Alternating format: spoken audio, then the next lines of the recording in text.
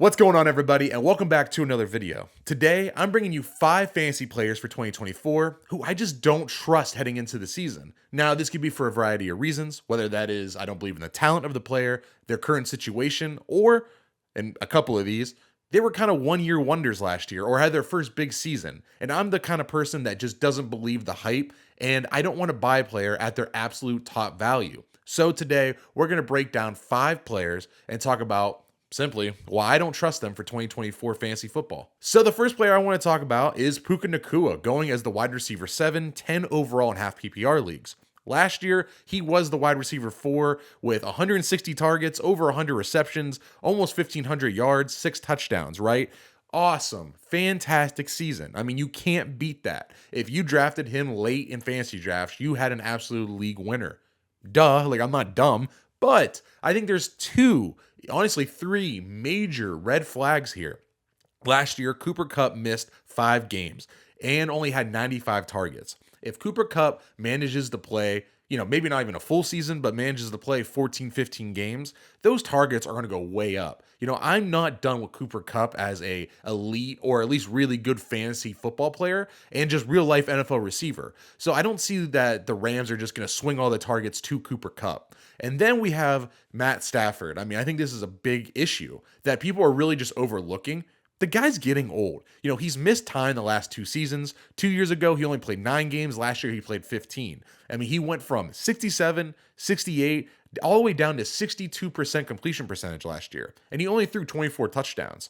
So it seems like Stafford might be declining. It's still up in the air, obviously. We'll see. But with the red flags of a one-year wonder and Puka Nacua doing it in just 1 season, which, hey, listen, the dude's really talented. I'm not saying that it was a fluke, but, him only proving it to me once, another really good elite target in that receiving core, and an aging quarterback. Why take Puka Nacua when you have other guys that I think have similar-ish upside, but at least I feel pretty safe with Davante Adams, Deebo Samuel, Brandon Ayuk, Mike Evans, guys who just routinely year in and year out are fantasy relevant and productive. So I think Puka Nacua going at wide receiver 7, if you want to shoot for upside, I get it. He probably has a little bit more upside than those other guys, but I feel safer that Davante Adams, Deebo Samuel, Brandon Ayuk, Mike Evans, and I'm sure there's other guys I could have listed too, are going to be, I would say more consistent and more likely to finish as a top 12 wide receiver at the end of the year than Puka Nacua. I mean, Nacua, like I said, is going as a wide receiver 7. That's a first round pick. So we need this guy to either be, elite, like put up another 1,300 yard, 10 touchdown season, or he's going to be a complete bust at, pick 10 overall, where there's a lot of good running backs going. Next up is another receiver, pretty much a similar story to Puka Nacua, and Garrett Wilson, wide receiver 8, pick 11. So once again, we have this guy going at the back end of the round 1, early round 2. He's on that 1-2 turn. He has never been an elite fantasy option in fantasy football. Last year, he finished as the wide receiver 31. 31. He had 9 games out of 17 where he finished with 10 plus points in a half PPR league. 9 out of 17. That's half, right? And that can't be a round 1, early round 2 selection. Is Aaron Rodgers even good anymore, right? He's coming off the Achilles tear, and we have no idea. We haven't seen him be good in 2 years. Aaron Rodgers is the key here. If Aaron Rodgers can come back to play and just be a good, fantasy quarterback, even as a real life quarterback, I don't need him to be the all-pro that he was at one time. I just need him to be decent. I just need him to be somewhat efficient. And if he can do that, then I think Garrett Wilson has a chance. But I think there's a big, big probability here that Rodgers might not stay healthy. Rodgers is 40 years old, so might not have the same arm, the same just, talent on the field. So if that's the case, what's the best case scenario, right? We're drafting Garrett Wilson above the guys I mentioned before. Brandon Ayuk, who just had a monster season. Deebo Samuel, who usually always, rallies together a good season. Davante Adams. These guys who have proven to be really, really, really good receivers and number 1 options for fantasy teams. We're taking the chance on Garrett Wilson, who has never done it before, is obviously super talented, but has a really old quarterback who is coming off a really big injury.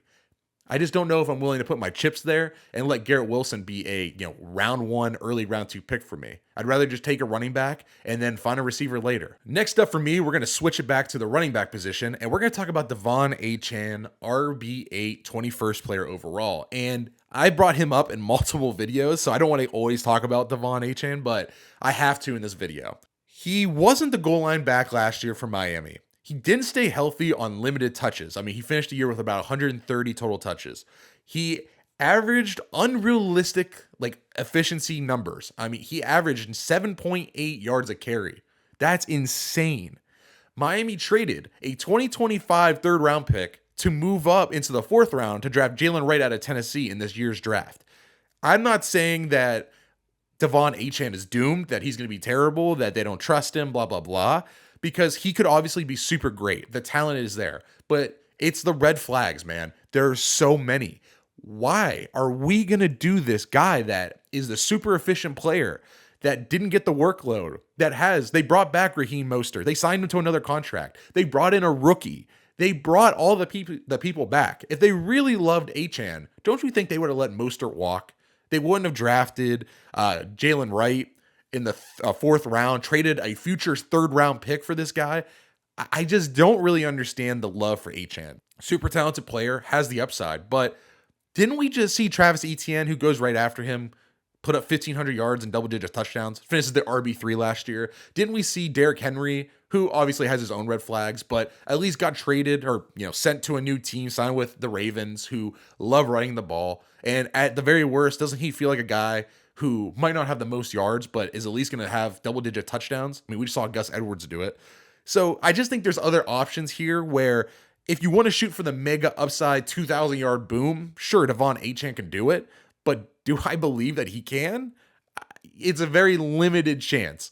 Sure, he could do it, but I'm definitely not putting my chips on the table saying, yeah, he's going to do that. I'd rather just play it safe and take other guys, like I said, Travis Etienne. I would take Travis Etienne 10 out of 10 times over Achane.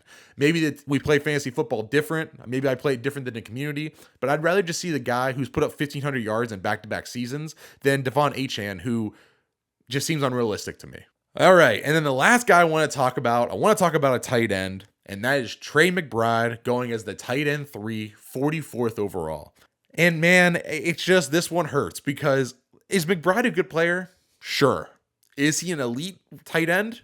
I don't think so. I don't think he's Mark Andrews, Travis Kelce, even Sam Laporta. I don't think he is. Good player? Yeah, I think he is. But at the end of the day, are we really going to draft a player who had, half a season of success in the NFL in the late 3rd round, early 4th? Like, that's early. That's early draft capital. Taking that tight end, a complete shot in the dark. I honestly feel like it's a shot in the dark. It's a risk for a player who had 800 yards and 3 touchdowns last year. It just doesn't seem like it just doesn't make sense. I'm not saying he's wrong for going as a tight end 3. If you want him there, that's fine. I just think 44 overall is way, way, way, way too high. And real quick, I just want to pull it up in my mock draft here.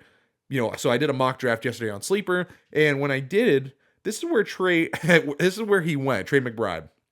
Trey McBride went in the 5th round in this, but he went in the 5th round. James Conner, Aaron Jones, Rashee Rice, Chris Godwin, Ramondre Stevenson, Jalen Reed, DeAndre Swift, and guys right before him that went, a couple picks, Keenan Allen, George Pickens, Amari Cooper, T. Higgins, Christian Kirk, James Cook, Joe Mixon, right? So all those guys went in a similar range, and I would just take all those guys over a tight end at that spot. I think it's way too early, and I think if you can get Mark Andrews or I don't even know, just honestly any other tight end later that you have any faith in, I think it's worth it. I just don't see Trey McBride being a 1,000+ receiver, double-digit touchdown guy. Travis Kelce did that last year, and we went, he's a bust. He busted last year. So taking Trey McBride, 44th overall, being a 4th or 5th round pick to me is just too early. Don't hate the player, just hate the draft price. All right, and those were my 5 players for 2024 that I'm just not trusting right now.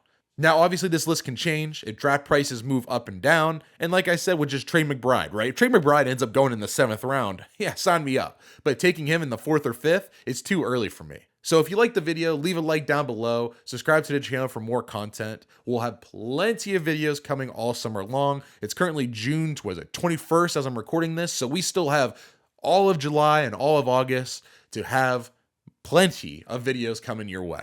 Thanks for watching, and I'll see you guys next time.